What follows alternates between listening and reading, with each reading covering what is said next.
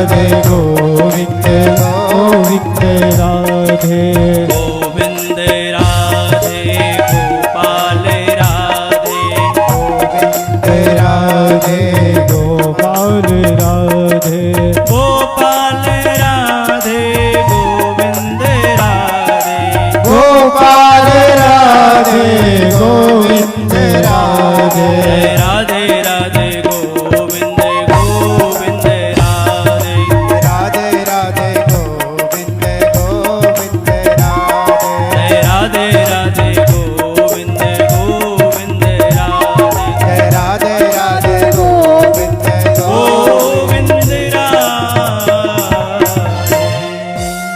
बोल गोविंद भगवान की स्कंद महापुराण की जय परम मंगलमयी अकारण करुणा वरुणालय भक्त वांछा कल्पतरु तड़िंदित विनंदित पट पीतांबरधारी भगवान बाल कृष्ण लाल की बाल प्रतिमूर्ति सद करुणा के अवतार भगवान पूज्य स्वरूप सदगुरुदेव भगवान जी आज संत समाज विप्र समाज कथा में उपस्थित श्रद्धालु माताएं बहनें आज इस स्कंद अष्टादश महापुराण का द्वितीय दिवस प्रारंभ होने जा रहा है जिसमें हम सब लोग क्या हैं बड़ भाग्य यदा भाग्यम भवेद भूरि भवतो दर्शनम तदा जब व्यक्ति के जन्म जन्मांतरों के कल्प कल्पांतरों के युग युगांतरों के पुण्य सुकृत फलीभूत हो जाते हैं तब व्यक्ति को अष्टादश जैसे महायज्ञ सुनने और देखने को प्राप्त होता है। ये अष्टादश महापुराण व्यक्ति को ऐसे नहीं मिल जाता। एक दो पुराण आपको सुनने को मिल जाए कोई बड़ी बात नहीं है, परंतु अष्टादश जैसे महापुराण आपको सुनने को मिल जाए ये ना जाने कौन से कर जन्म की हमारे पुण्य सुकृत। आज गुरुदेव के पुण्य के कारण हमारे पुण्य सुकृत जागृत हुए जिस कारण से हमें गुरुदेव की कृपा से 18 पुराण सुनने को मिल गए। पुराणों में यहां तक वर्णन आता है कि सबसे पहले पुराण एक ही था। उस पुराण में 100 करोड़ श्लोक थे। पुराणम सर्वशास्त्राणां प्रथमं ब्रह्मणा श्रुतम् अनंतर एव भक्तेभ्यो वेदातस्य विनिश्रिता। सबसे पहले सृष्टि में एक ही पुराण उपलब्ध था। उस पुराण में 100 करोड़ श्लोक थे महाराज। पुराणम एव में काशी अस्मिन् कल्पांतरे निपम त्रिवर्ग साधनम पुण्यम शतकोटि प्रवेशतरम। उस एक पुराण का द्वापर के अंत में भगवान वेदव्यास का प्राकट्य हुआ। उन्होंने उस 100 करोड़ श्लोक वाले पुराण का 18 पुराणों के रूप में विभक्त किया। उस पुराण को 18 पुराणों के रूप में बांटने का काम किया। अष्टादश पुराणानि कृत्वा सत्यवते सुतः। उन सत्यवती के सुत भगवान वेद व्यास जी ने उस एक पुराण के 18 पुराण पृथक पृथक लिखने प्रारंभ कर दिया। और पुराणों में यहां तक कथा आती है कि 18 पुराणों को लिखते समय भगवान वेद व्यास जी को 3 वर्ष का समय लगा।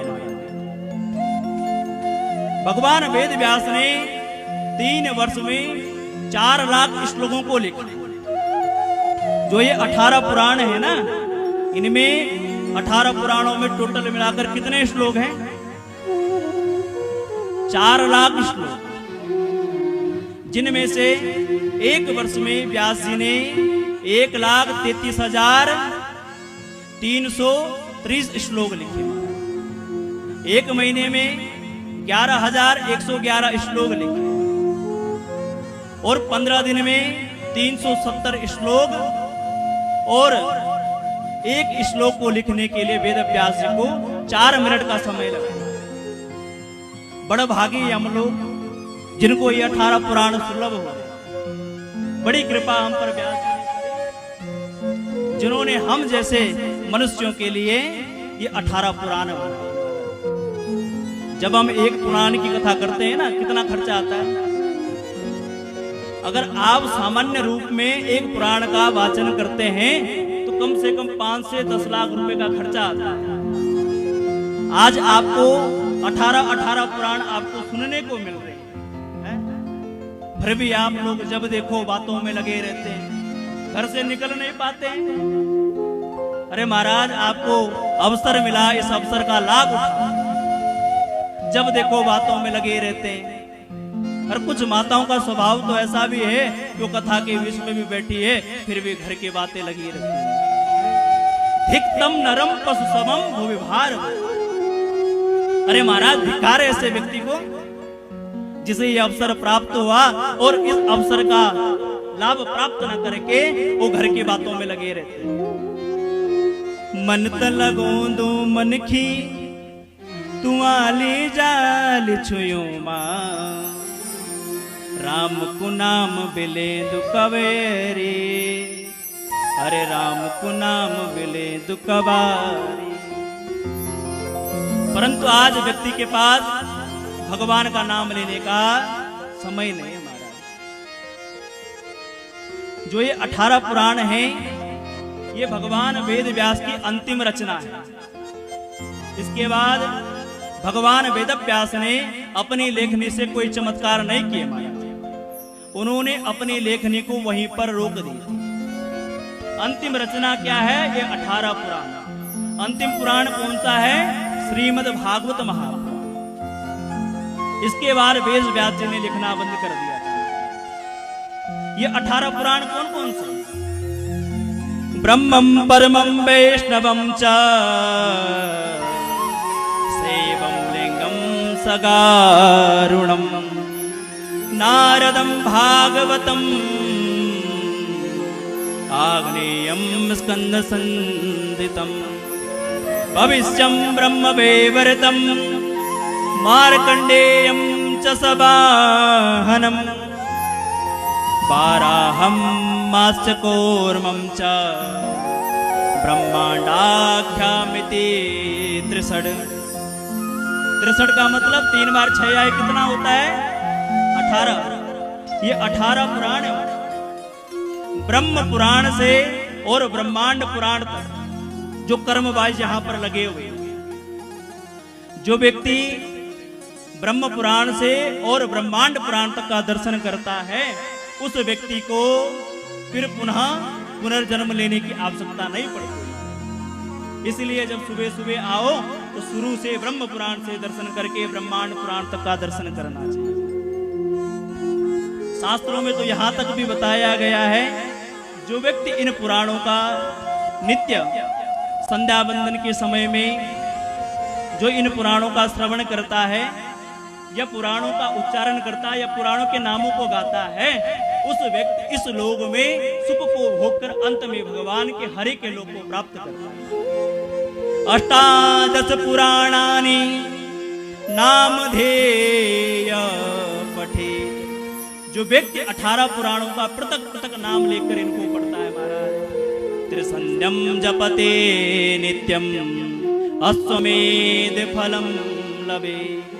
और जो विद्वान ब्राह्मण त्रिकाल संध्या करता है और त्रिकाल संध्या के समय में इन 18 पुराणों का नाम लेता है महाराज, उस व्यक्ति को अश्वमेघ फल के यज्ञ के समान पुण्य की प्राप्ति। कलिकाल में कोई अश्वमेघ यज्ञ नहीं कर सकता। कलियुग में अश्वमेघ यज्ञ को निषेध बताया गया है। प्राचीन समय में राजाओं के समय में अश्वमेघ यज्ञ होता था, घोड़े को छोड़ दिया जाता था। उस घोड़े को जो पकड़ लेता था, उस राजा की पूरी सेना के साथ उसको युद्ध करना पड़ता था। कलयुग में 18 पुराणों के दर्शन मात्र से आपको महाराज अश्वमेघ फल यज्ञ का समान पुण्य मिलता है। तो तो इससे सस्ता उपाय कौन सा होगा? बोले ठीक है महाराज, आप 18 पुराण की बड़ी बड़ी चर्चा कर रहे हो, बड़े बड़े नाम दर्शन बता रहे हैं। बोले इस 18 पुराणों को कब करना चाहिए? व्यास जी कहते हैं स्कंदम पुराण में हेमंते यसिनो तिवे प्रपुच्च पुष्पगंधाक्षो अग्निहोष्टम फलम लवे।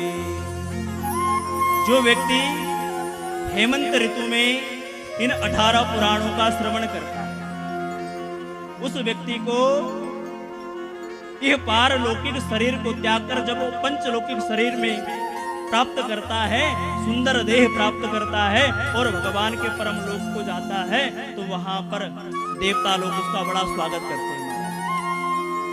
ग्रीष्मे तु वाजपेयस्य राजसूयस्य वर्षसे गोसहस्रम शरदे फलम व्यापटतो हरे। जो इन 18 पुराणों का श्रवण ग्रीष्म ऋतु में करते हैं। आजकल कौन सी ऋतु चल रही है बताओ? अरे कौन सी ऋतु चल रही है भाई? ग्रीष्म ऋतु। और ग्रीष्म ऋतु में कौन सा महीना चल रहा है? जेठ का महीना। जो व्यक्ति ग्रीष्म ऋतु के जेठ के महीने में इन 18 पुराणों का श्रवण करता है, उस व्यक्ति को वाजपेय यज्ञ के समान पुण्य की फल की प्राप्ति होती है। और राजसूयस्य वर्ष, यदि आप इन 18 पुराणों का श्रवण वर्षा ऋतु में करते हैं तो आपको राजसूय यज्ञ की प्राप्ति होती है। अगर आप इन 18 पुराणों का श्रवण शरद ऋतु में करते हैं, शरद ऋतु में भी 2 महीने होते हैं, कार्तिक और माघशीर्ष का। उत्तम समय बताया गया साधना के लिए शरद ऋतु। जो व्यक्ति शरद ऋतु में इन 18 पुराणों का श्रवण करता है, उसे हजारों गाय दान का फल का प्राप्त होता है।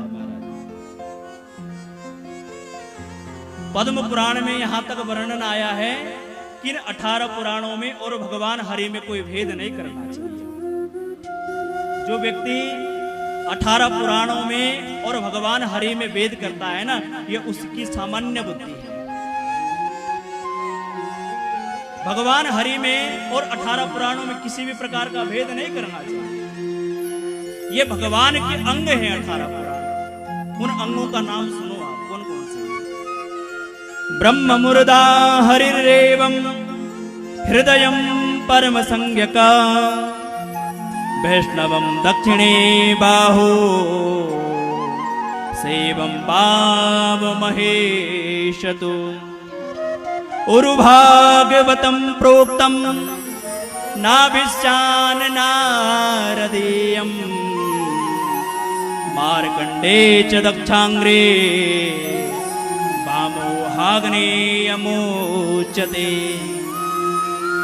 भविष्यं दक्षिणे जानो विष्णुरेव महात्मना ब्रह्मवैवर्त संज्ञका वामजानोदावृत लिंगं तु गुल्फकं दक्षं वाराह वामगुल्फकं स्कन्दं लोमानि त्वगस्ता वामना स्मृति कौमारं पिष्टसमाख्यातं मत्स्यमेघा प्रकीर्तये मच्चाकारुणं प्रोक्तं ब्रह्मांड अस्ति मे वच। पद्म पुराण में बताया गया है, ये जो ब्रह्म पुराण है ना, ये भगवान का मस्तक है, और जो पद्म पुराण है वो भगवान का हृदय है, और जो विष्णु पुराण है वो भगवान की दक्षिण भुजा है, और जो शिव पुराण है वो भगवान की बाह्य भुजा है। इस प्रकार 18 पुराणों को अलग अलग भगवान के अंग बताए गए। श्रीमद् भागवत को बताया गया ये भगवान का उरु है। परंतु जो व्यक्ति इन 18 पुराणों में भेद करता है महाराज, उसके बराबर पापी मनुष्य संसार में कोई नहीं। उस व्यक्ति को अवश्य ही नरक में गिरने से कोई व्यक्ति नहीं रोक सकता। पद्म पुराण में भगवान स्पष्ट कह रहे हैं, बोले 18 पुराण मेरा ही स्वरूप है। जो व्यक्ति इन 18 पुराणों को सुनता है या इनका दर्शन करता है, उन्हें अंत में भगवान के परम धाम को प्राप्त करते हैं। वो परम वैष्णव सिद्ध होकर साक्षात श्री हरि नारायण उनके स्वागत करने के लिए महाराज दौड़ पड़ते हैं और दौड़कर उस व्यक्ति को हृदय से लगा लेते हैं। भगवान को ऐसे व्यक्ति बड़े प्रिय हैं। और इन्हीं पुराणों में वर्णन आया है, जो इन पुराणों में जो ये व्यक्ति बैठे हुए हैं ना, ये कोई सामान्य मनुष्य नहीं है हमारे।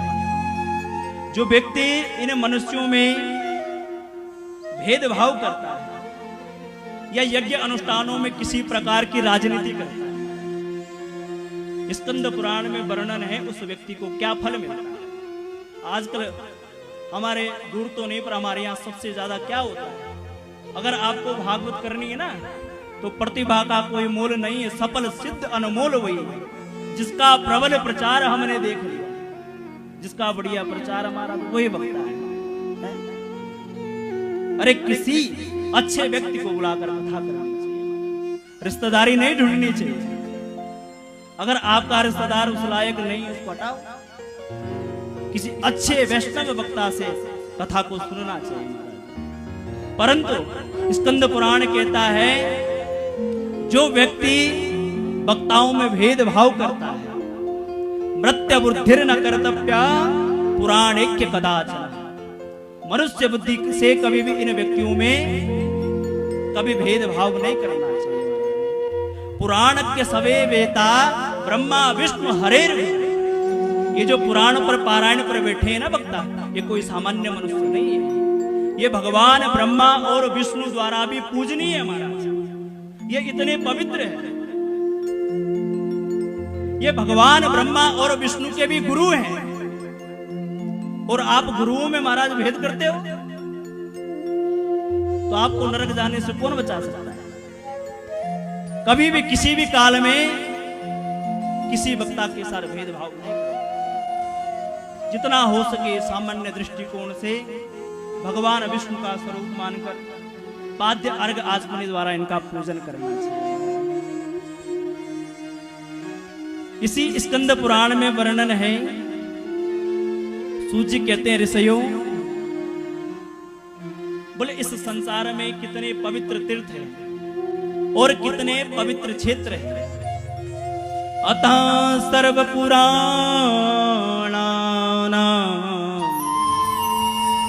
अर्थयज्ञो महामुनि कानि क्षेत्राणि पुण्यानि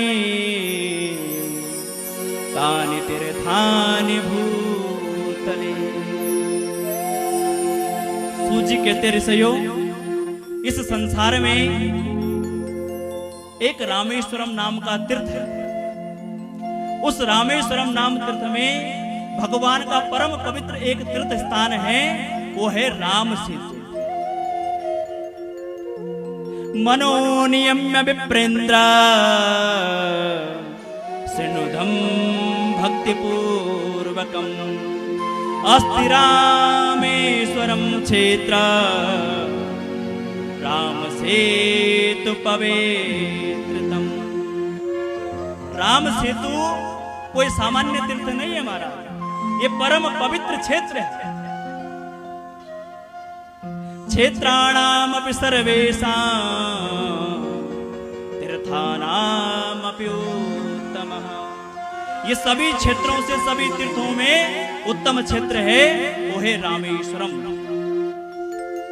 राम सेतु का जो मनुष्य दर्शन करता है, वो मनुष्य इस संसार से मुक्त हो जाता है महाराज। नाम लेत भव सिंधु सुखाए,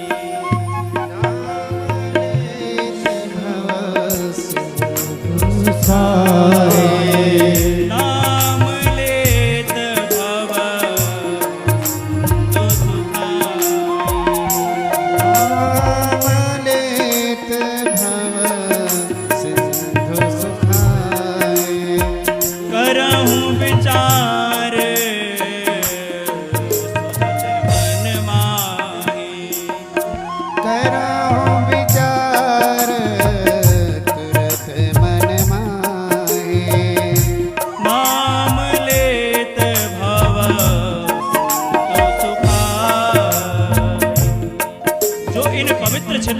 नाम लेता है वो व्यक्ति के जन्म जन्मांतरों के कल्प कल्पांतरों के सभी प्रकार के पाप पुण्य भस्म हो जाते हैं।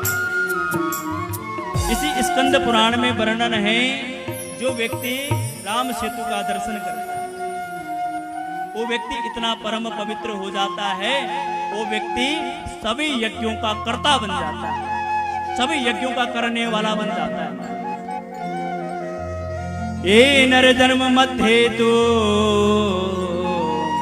सेतु भक्त्यावलोकय, जो मनुष्य अपने जन्म की मध्य अवस्था में, अपने जवान अवस्था में जो सेतु का दर्शन करता है ना, उस व्यक्ति के माता पिता के कोटि कुल पवित्र हो जाते हैं।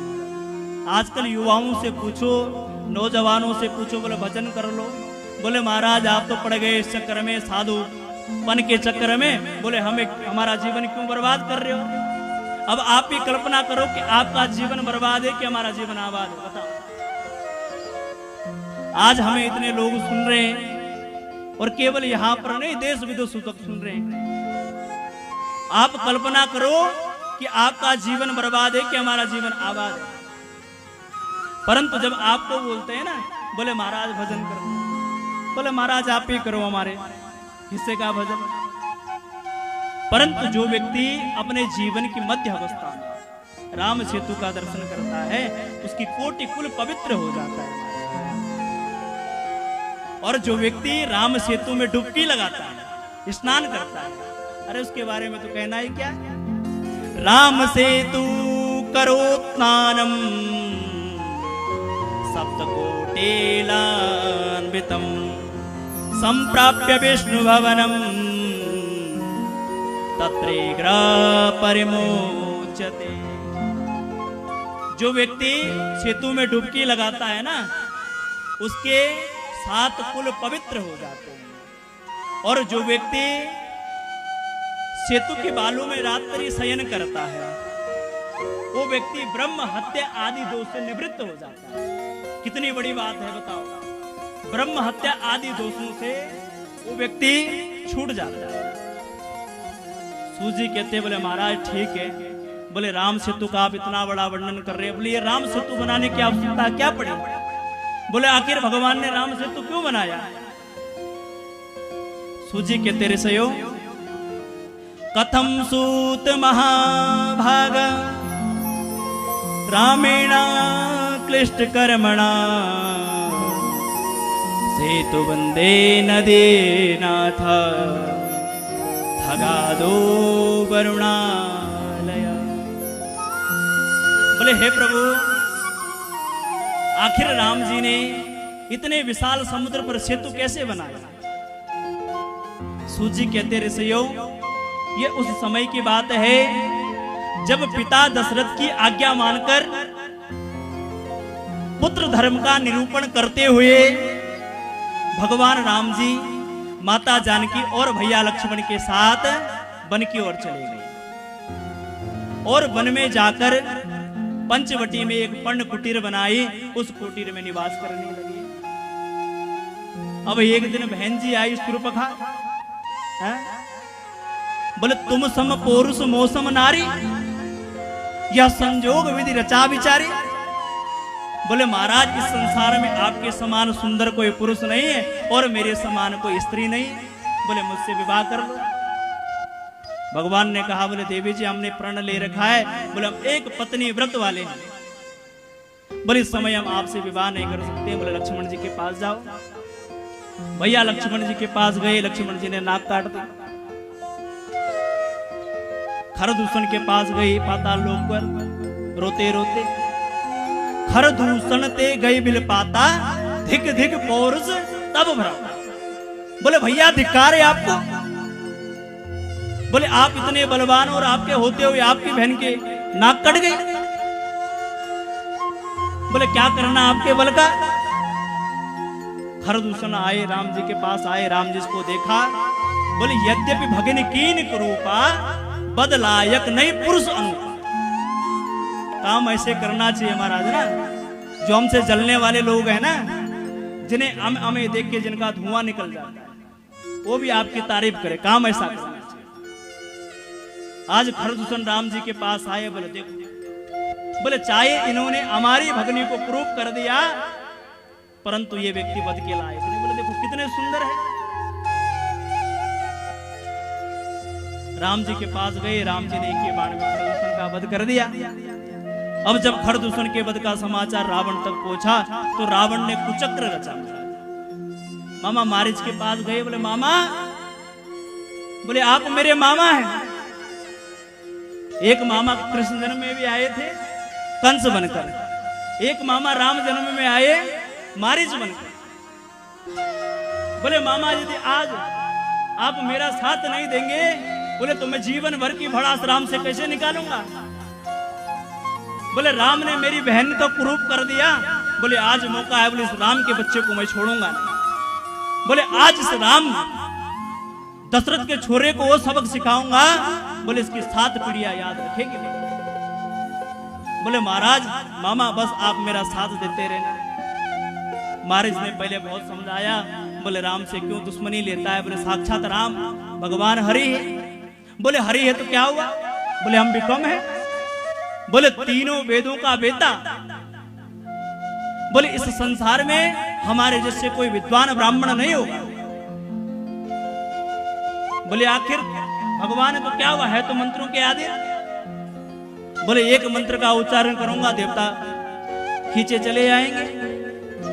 बाद में मामा महाराज ने सोचा, बोले ठीक है, जैसे राम के हाथों मरूंगा कम से कम अधोगति नहीं होगी, परम लोक को जाऊंगा। बोले ठीक है राम। कंचन मृग बनकर मारीच आया, रावण ने सीता जी का हरण कर लिया। अब जब सीता जी का हरण हुआ महाराज, तो राम जी बड़े दुखी। आज राम जी इतने सीता जी के विरह में विरह हो गई कि हे खग हे मृग मधुकर श्रेणी, तुम देखी सीता मृग। लक्ष्मण समझाए बहु बातें, पूछत चले लता तरुपाती। आज भगवान राम जी को सुध नहीं रही, भगवान राम किससे पूछ रहे हैं? कभी खग से पूछते हैं, कभी पशुओं से पूछते हैं, कभी पक्षियों से पूछते हैं, कभी वृक्षों से पूछते हैं। बोले क्या आपने हमारी सीता जी को देखा? परंतु किसी से कोई उत्तर नहीं हुआ। गरुड़ जी की भेंट हुई। जब रावण सीता जी का हरण करके ले जा रहा था, तो उस समय गरुड़ जी ने रावण पर आक्रमण बोल दिया, क्योंकि गरुड़ जी दशरथ जी के परम मित्र थे। बोले आज मेरी पुत्र वधु का हरण करके ले जा रहा है, बोले यदि प्राण भी संकट में पड़ जाए फिर भी पीछे नहीं हटूंगा। रावण ने अपनी कटार से गरुड़ जी के पंख काट दिए, गरुड़ जी भूमि पर गिर पड़े। सीता जी की खोज में जब राम जी गए, गरुड़ जी को देखा, बोले महाराज आप कौन हैं? बोले हम आपके पिताजी के परम मित्र थे, देवासुर संग्राम में हमने खूब इकट्ठा युद्ध लड़ा था। बोले जब मैंने जानकी के दशरथ की पुत्र वधु का हरण करते हुए देखा, बोले मेरा हृदय फट गया महाराज। बोले मैं तुरंत रावण पर आक्रमण करने के लिए दौड़ पड़ा, रावण ने मेरी पंख काट। उसी समय गरुड़ जी के प्राण निकल गए। भगवान राम जी ने लक्ष्मण जी से कहा, बोले भैया लक्ष्मण, बोले हमारे पिताजी के समान हैं, बोले हम इनकी अंत्येष्टि कर्म करेंगे, बोले इनके लिए कोई पवित्र स्थान का चयन करो जहां पर आज तक किसी की मृत्यु नहीं हुई। लक्ष्मण जी ने चारों तरफ देखा, जहां देखो व्यक्ति किसी न किसी प्रकार की कीड़ा में रत है। बोले महाराज संसार में कोई पवित्र क्षेत्र नहीं है। राम जी ने अपनी हथेली में जटायु जी का अंतिम संस्कार किया। इसके बाद भगवान पंपा सरोवर की ओर आए। पंपा सरोवर के तट पर जब राम जी पहुंचे, तो वहां पर किष्किंधा पर्वत के समीप हनुमान जी ने देखा। जब हनुमान जी ने राम जी को देखा, तो हनुमान जी बड़े आश्चर्यचकित हुए। बोले दो सुंदर बालक आ रहे हैं, बोले सुंदर ऋषि वेश है, ना तो ये ऋषियों के बालक लगते ना क्षत्रियों के बालक लगते। बोले इनका रूप तो ऋषियों जैसा है, परंतु हाथ में धनुष और बाण लिए हैं। हनुमान जी ने पूछा, बोले महाराज को तुम श्यामल गोर समीरा, छत्र रूप बनो फिरो बन धीरा, कठिन भूमि कोमल पदगामी, कवन हेतु विचरो बन स्वामी। बोले हे प्रभु, आप इतने सुकुमार है, कोमल है, आप इस वन में क्यों घूम रहे हैं? भगवान ने कहा, बोले इस प्रकार हम अयोध्या के नाथ हैं, बोले इस समय पिता की आज्ञा बनकर वन वन घूम रहे हैं। हनुमान जी से भेंट हुई, राम जी ने अपना परिचय दिया, प्रभु की सुग्रीव से मित्रता हुई, प्रभु ने बाली का वध किया, सुग्रीव को राज्याभिषेक कर करके किष्किंधा का राजा। तब सुग्रीव ने सभी बांदरों को इकट्ठा कर उनको आदेश दिया, बोले चारों दिशाओं में जाओ और जानकी जी का पता करके आओ। सारे बानर इधर उधर गए, लंका में हनुमान जी गए, अशोक वाटिका में सीता जी से भेंट हुए। सीता जी से भेंट होने के बाद सीता जी को पूरा वृतांत बताया, बोले मैया हम राम जी के दूत हैं। सीता जी बड़ी आश्चर्यचकित में हो गई, बोले नर और वानर का आखिर संग कैसा? बोले मैया जब आप नहीं थे तब हमारी भगवान से भेंट हुई, बोले हम उन्हीं के सेवक हैं। सीता जी ने बड़ा हनुमान जी को आशीष दिया, अजर अमर हो हम सुत गो करूं रघुनायक बहुत छो। खूब आशीर्वाद हनुमान जी को दिया, बोले मैया बड़ी भूख लग रही है। हनुमान जी ने अशोक वाटिका में जाकर फल किया। अब राक्षसों का स्वभाव, बांदरों का स्वभाव, आधा खाते हैं आधा फेंकते हैं। अब हनुमान जी ने क्या किया, आधे खाने लगे, आधे उखाड़ कर फेंकने लगे। अब जब इधर लंका में पता लगा, वो एक बानर आया है, बोला बड़ा खतरनाक, बोले उसने पूरी अशोक वाटिका को उखाड़ कर फेंक दी। तो इंद्रजीत चला, इंद्रजीत ने ब्रह्म फास में बांधकर हनुमान जी को रावण के सामने पटक दिया।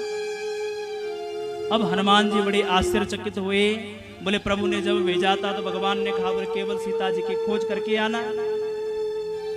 अब आश्चर्यचकित, बोले संकट सामने खड़ा हो गया, बोले क्या करें? बोले ठीक है। इधर रावण ने घोषणा कर दी, बोले बंदर को पूछ पे सबसे ज्यादा प्रेम होता है पूछ से, बोले इस बानर की पूछ में आग लगा दो। हनुमान जी ने सोचा, बोले शायद राम जी उस समय बताना भूल गए, बोले अब संकेत में कह रहे हैं। तो भगवान की प्रतिज्ञा क्या है, जय यथा मां प्रपंदस्ते तथैव भजाम्यहम्। जिस व्यक्ति की जैसी भावना, भगवान उसको उसी रूप में प्राप्त कर लेते हैं। बोले ठीक है, बोले आज तो हमें वस्त्र दे रहा है, घी लगा रहा है, बोले थोड़ी देर में आग लगाएगा, बोले हम भी राम के दूत तेरी पूरी लंका फूंक देंगे। हनुमान जी की पूछ पर आग लगाई, आज हनुमान जी ने पूरी लंका फूंक। अब हनुमान जी ने जब लंका फूंक दी, इधर हनुमान राम जी से प्रेरित होकर जो दिति के पुत्र थे 49 मर्दगण, वो इतने वेग से बहे महाराज कि 1 मिनट में पूरी लंका खाक कर दी महाराज। हरि प्रेरित ते अवसर चले मरुत 49। भगवान हरि से प्रेरित होकर 49 मरुदगण आज इतने वेग से बहे कि एक क्षण में सोने की लंका महाराज राख में बदल दी। एक विभीषण का घर बचा दिया और पूरी लंका फूंक दी। लंका फूंकने के बाद अपने पूंछ को बुझाकर सीता जी के पास आए और सीता जी से प्रार्थना की, मात मोई दीजे कसुचीना जैसे रघुनायक मोई दीना। बोले मैया आप मुझे कोई चिन्ह दे दे। बोले जैसे भगवान ने मुझे दिया था, बोले तभी तो भगवान पहचानेंगे। बोले सीता जी से भेंट करके आया, चूड़ामणि उतार तब दइयो हर्ष समेत पवन सुत लइयो। मैया ने अपनी चूड़ामणि उतार कर हनुमान जी को दे दी, बोले राम जी को दे देना। हनुमान जी चल पड़े। उस समय भगवान राम फटक शिला पर बैठे। फटक शिला बैठे दो भाई, दोनों भाई राम लक्ष्मण फटक शिला में बैठे हुए थे और चिंतन कर रहे थे। बोले अभी तक बानर नहीं आए। इधर जामवंत जी ने संदेश दिया, बोले प्रभु आपका काज सिद्ध हो गया, हनुमान जी ने जानकी जी का पता लगा दिया। बोले फिर देरी क्यों करते? बोले चलो। भगवान राम महेंद्रगिरी पर्वत पर आए और महेंद्रगिरी पर्वत से सागर का अवलोकन करने लगे। बोले इतना बड़ा समुद्र है, सागर है, बोले पार कैसे जाया जाए। सागर के समीप आए। उस समय सुग्रीव बोला, बोले महाराज ऐसे करते हैं ना, बोले नाव मंगा लेते, नाव में बैठकर पार चलते हैं। विभीषण जी बोले दत्तारी, बोले जैसे बानर बुद्धि वैसी बुद्धि। बोले इतनी बड़ी सेना अगर नाव में जाएगी तो पैसा कहां से आएगा। बोले राम जी तो वन में घूम रहे, इनके पास पैसा कहां है। विभीषण जी ने कहा, बोले महाराज, बोले आप राजा सगर के कुल में उत्पन्न हुए और इस सागर को राजा सगर ने ही खोदा था। बोले ये भी आपके कुटुंबी है, परिवारजन है, बोले आप इनके पास जाकर प्रार्थना करो। बोले ठीक है, आपका मंत्र अच्छा लगता है, परंतु शास्त्र कहता है महाराज, जिस व्यक्ति ने भी आज तक परिवार पर आसक्त हुआ, अपने कुटुंबी जनों पर जो व्यक्ति आश्रित हुआ और परिवार के लोगों के लिए जो व्यक्ति सोचता है, परिवार के लोग कभी काम नहीं आए। जब व्यक्ति जीवन में आगे बढ़ता है ना, तो परिवार के लोग टांग खींचकर पीछे खींचने लग जाते हैं।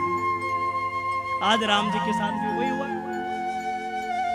राम जी 3 दिन तक समुद्र की शरण में बैठे रहे, परंतु कुछ नहीं हुआ। विनय न मांगत जल्दी गए 3 दिन बीती।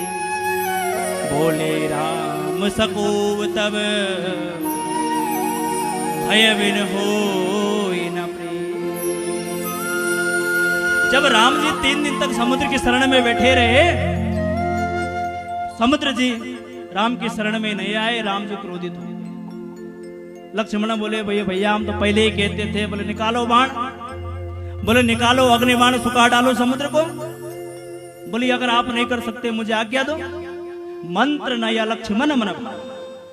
लक्ष्मण जी को बिल्कुल भी पसंद नहीं आया। बोले हम प्रतीक्षा करें, क्योंकि लक्ष्मण जी को तो भाभी से मिलना था। बोले मैं माता जानकी के बिना नहीं रह सकता।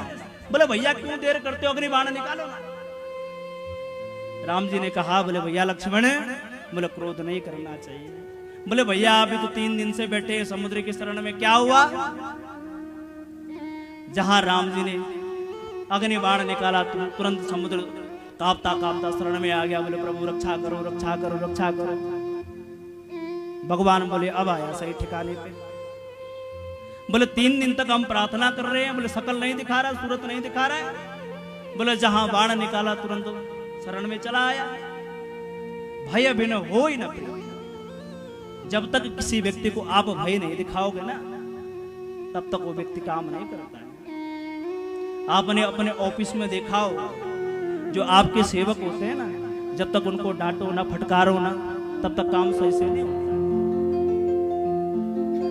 तुरंत समुद्र प्रकट होकर बोले प्रभु ऐसे अगर धनुष की नोक पर अगर मैं सबको रास्ता देने लगा तो मेरा तो अस्तित्व समाप्त हो जाएगा। बोले प्रभु मुझे क्षमा करो। बोले मैं आपको एक बात बताता हूं। बोले आपकी सेना में 2 वानर है, नाथ, नल और नील। बोले ये जो 2 वानर हैं, ये भगवान विश्वकर्मा के पुत्र हैं और बड़े ही सुंदर शिल्पकार हैं। ऐसे वास्तु के बेता हैं और इतने सुंदर शिल्पकार है कि उस समय त्रेता युग में राम सेतु बनाया और इस कलिकाल तक राम सेतु अभी भी स्थिर है हमारा। हम मकान बनाते, भवन बनाते, 15-20 साल में हमारा घर मकान डेंटिंग पेंटिंग मांगता है, मांगता कि नहीं मांगता। परंतु वो राम सेतु कब बनाया गया? हजारों साल पहले। परंतु आज तक उसकी कोई डेंटिंग पेंटिंग नहीं हुई। नल नील ने पुल का निर्माण किया, भगवान लंका में गए। सूजी के तेरे से यो क्यों भगवान ने समुद्र पर सेतु का निर्माण किया, वो कथा मैंने आपको सुना दी। स्कंद पुराण में बहुत सी कथा है। 1 घंटा तो वैसे निकल गया, एक बज गई महाराज। और हमें तो बोलने के लिए कम से कम 10-10 दिन चाहिए, तब मजा आता है। इसलिए कथाएं तो बहुत थी। अब आपके समीप एक तालाब ग्राम है, आपने सुना होगा। ये कलाप ग्राम हिम क्षेत्र से उत्तर दिशा में स्थित है महाराज। जब नारद जी को कोई प्रति उत्तर देने वाला कोई ब्राह्मण संत नहीं मिला, तब नारद जी पूरी पृथ्वी पर भ्रमण करते करते कलाप क्षेत्र में पहुंचे। जब भगवान नारद जी कलाप में आए तो वहां पर एक सुतनु नाम के ब्राह्मण थे। उस सुतनु नाम के ब्राह्मण ने नारद जी के 12 प्रश्नों का समाधान किया। और नारद जी कहते हैं, बोले उस ब्राह्मण के 12 प्रश्नों के समाधान के कारण मैं प्रसन्न हुआ और मेरा मन दान करने को। मैंने महामही संगम नामक तीर्थ पर आकर स्नान किया और उन कलाप गांव में 26,000 ब्राह्मणों को अपने दंड में धारण करके महामही संगम तीर्थ पर ले आए। महामही संगम तीर्थ में आकर वो ब्राह्मण मुझसे कहने लगे, बोले महाराज हम भी आपके साथ चलना चाहते हैं, परंतु महामही संगम पे एक खतरनाक चोर रहता है। बोले उस चोर से हमें भय लगता है। नारद जी बड़े मुस्कुराने लगे, बोले वाह बाबा, बोले पोथी पत्रा के सिवा तेरे पास कुछ नहीं है। बोले और चोर से डर लगता है। बोले ऐसा आपके पास कौन सा धन है, बोले जो चोर आपके धन का हरण कर लेंगे। ब्राह्मण कहते, बोले महाराज जो हमारे पास धन है ना, बोले वो धन ऐसा है इसको जितना खर्च करते हैं उतना बढ़ता रहता है। खर्चे कोई चोर ना लेवे, दिन दिन बढ़त सवाई। पायो जी मैंने राम रतन धन पायो। ब्राह्मणों का धन क्या होता है? तादयो मावसानाम स्पर्श, व्याकरण में सूत्र है। स्पर्श वर्णों में जो 16 अक्षर है त और 21वां अक्षर है प, ब्राह्मणों का धन होता है तप। बोले महाराज आपके पास तप रूपी धन है। बोले धन तो खर्च होता ही नहीं। बोले जितना खर्च करोगे उतना बढ़ता जाएगा। और फिर भी अगर आपको भय लगता है कि आपका धन कोई चुरा ले, तो आपके हृदय में तो साक्षात भगवान का वास है। और त्रिभुवन में वही व्यक्ति धन्य है जिसके हृदय में भगवान श्री हरि का वास है। सकल भुवन मध्य निर्धना तेपि धन्य निविशति हृदय तेषां भक्ति सूत्रोपन प्रविशति हृदय तेषां भक्ति सूत्रोपन। इस संसार में त्रिभुवन में वही व्यक्ति धन्य है जिसके हृदय में भक्ति का वास है। बोले चलिए हमारे पास। नारद जी उन 26,000 ब्राह्मणों को लेकर महामही संगम नामक तीर्थ पर ले आए और महामही संगम तीर्थ पर स्नान करके अब अर्जुन ने हाथ जोड़कर नारद जी से पूछा, बोले महाराज आप कलाप गांव बार बार बोल रहे हैं, बोले कलाप गांव है कहाँ? बोले इस कलाप गांव में विशेषता क्या है? यहाँ पे कोई कलाप गांव का व्यक्ति बैठा हुआ है? शायद कोई नहीं बैठा हुआ। ये हमारे मोरी क्षेत्र में है कलाप गांव, ज्यादा दूर नहीं है। ये स्कंद पुराण में कलाप गांव की कथा चल रही है, इसलिए आप ध्यान। कथा तो हमारे पास बहुत ही स्कंद पुराण में, परंतु हमने सबको काट पीट कर कलाप गांव में ले आए इसलिए, क्योंकि समय हो गया। कलाप पंचदे ग्रामे कथम शक्य विलेन च कथम स्कंद प्रसाद साध तन में ब्रूहि नारद। बोले हे नारद जी, बोले क्या कलाप गांव में जाने का रास्ता केवल बिल मार्ग से ही है? बोले क्या भगवान स्कंद कार्तिकेय के बिना कृपा के कलाप गांव में नहीं जा सकते? नारद जी बोले हे अर्जुन, ये जो कलाप गांव है ये केदार क्षेत्र से 100 योजन दूर पर एक हिम प्रदेश है, पूरा बर्फ का प्रदेश है महाराज। केदार क्षेत्र से, केदारनाथ से। और ये कलाप गांव भारत भूमंडल के उत्तर दिशा में स्थित है। यहां पर भगवान कल्पेश्वर महादेव के रूप में विराजमान। जिस व्यक्ति ने कलाप गुफा का दर्शन किया हो कोई गया कोई गया। अगर आप कलाप गुफा के जिसने दर्शन नहीं करे, आज आप स्कंद पुराण के माध्यम से कलाप गुफा के दर्शन करो महाराज। कलाप गुफा कैसी है? कलाप गांव की तरफ से, फिर केदार क्षेत्र से बताएंगे। जब आप कलाप गुफा में प्रवेश करते हैं तो कलाप गुफा के प्रवेश मार्ग पर मां गंगा प्रकट हो रही है महाराज। झरझर गंगा जी के झरने झर रहे हैं और व्यक्ति की शारीरिक शुद्धि कर रही है। बिना शारीरिक शुद्धि के कलाप गुफा में कोई व्यक्ति प्रवेश नहीं पा सकता। जब गंगा प्रकृति द्वारा शुद्ध स्नान करके जब व्यक्ति कलाप गुफा के अंदर पहुंचता है, तब कल्पेश्वर भगवान के दर्शन होते हैं। बोल कल्पेश्वर महादेव की जय। जहां कलाप गांव में गुफा के भीतर कल्पेश्वर भगवान के दिव्य दर्शन होते हैं, तो कल्पेश्वर भगवान के बाईं तरफ मां गंगा और सरस्वती भी ही धवल धारा के रूप में प्रकट हो गई। कल्पेश्वर भगवान के बाईं तरफ जब व्यक्ति जाता है गुफा के अंदर बिल मार्ग की तरफ, तो प्रकृति के द्वारा गंगा यमुना और सरस्वती के द्वारा अभिसिंचित होकर व्यक्ति गुफा के भीतर प्रवेश पाता है। और जब गुफा के भीतर व्यक्ति प्रवेश पाता है तो भीतर तो अनेकों युगों से महान संत विभूतियां बैठी है महाराज।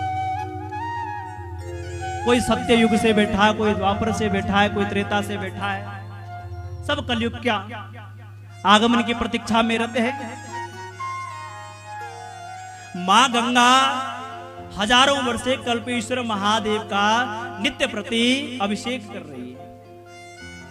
ये कलाप गांव कोई सामान्य ग्राम नहीं है महाराज। इस पृथ्वी पर अगर कोई स्वर्ग है ना, तो ये कलाप गांव का जो 100 योजन का क्षेत्र है ना, ये पृथ्वी का वास्तविक स्वरूप है हमारा।